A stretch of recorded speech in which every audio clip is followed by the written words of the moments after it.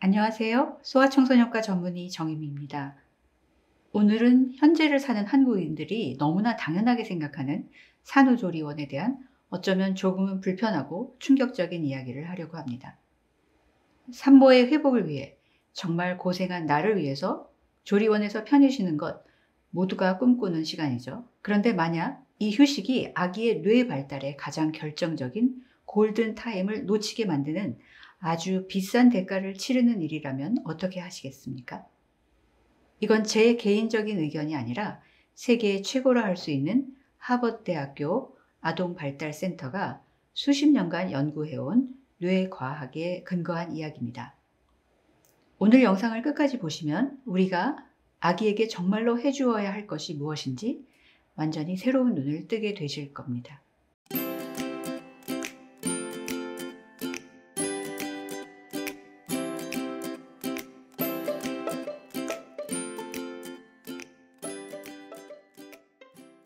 아기의 뇌는 그냥 태어나는 게 아닙니다. 태어나는 순간부터 부모와의 상호작용을 통해서 평생 사용할 뇌의 회로를 연결하는 거대한 공사가 시작됩니다. 조리원에 있는 생후 초기에는 1초에 무려 100만 개의 새로운 신경 연결, 즉 시냅스가 만들어집니다. 이 과정에서 뇌는 자주 사용되는 연결은 강해지고 그렇지 않은 연결은 가지치기가 되면서 시간이 지남에 따라 더욱 효율적으로 변합니다. 이 엄청난 공사의 핵심 설계도가 바로 하버드 아동발달센터에서 서브 앤 리턴이라고 부르는 과정입니다. 마치 탁구를 치는 것처럼요. 아기가 소리를 내거나 눈을 맞추거나 몸짓으로 서브를 보내면 엄마가 미소나 말, 따뜻한 포옹으로 리턴을 해주는 겁니다. 이 단순한 과정이 반복되면서 아기의 뇌 회로는 폭발적으로 연결되고 강화됩니다. 비싼 장난감이나 화려한 교구가 아니라 바로 이 단순한 상호작용이 더 똑똑한 아기를 만드는 유일한 비결입니다.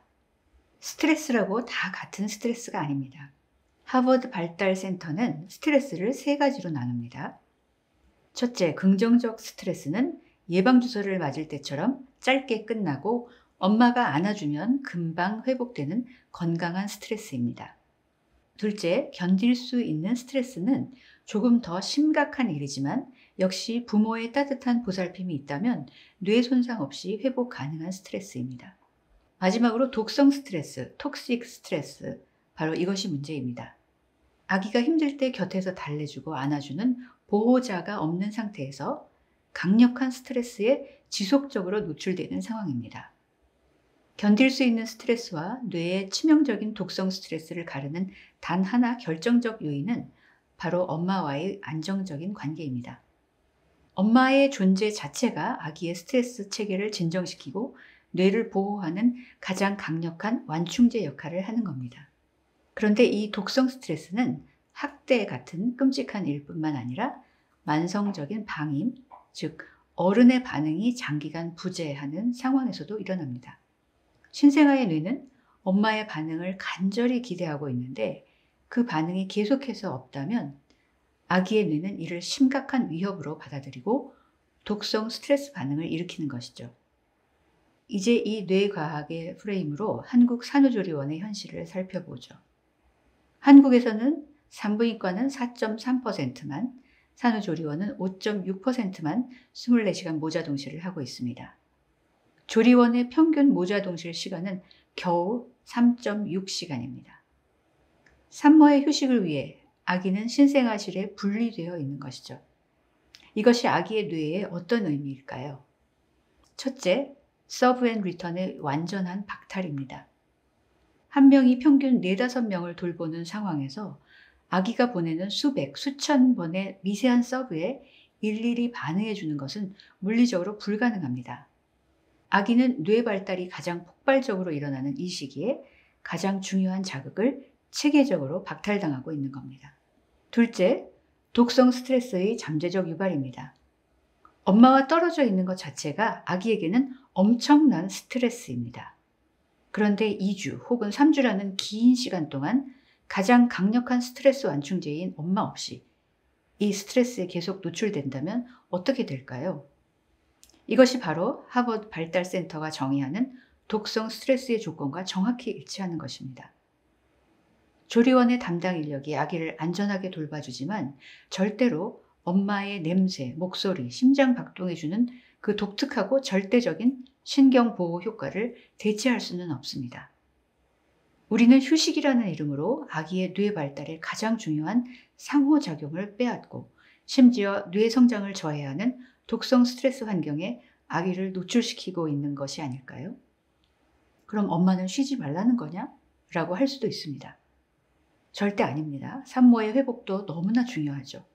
문제는 산모의 휴식과 아기의 뇌 발달을 양자택일의 문제로 만들어서 한쪽을 일방적으로 희생하는 현재의 시스템입니다.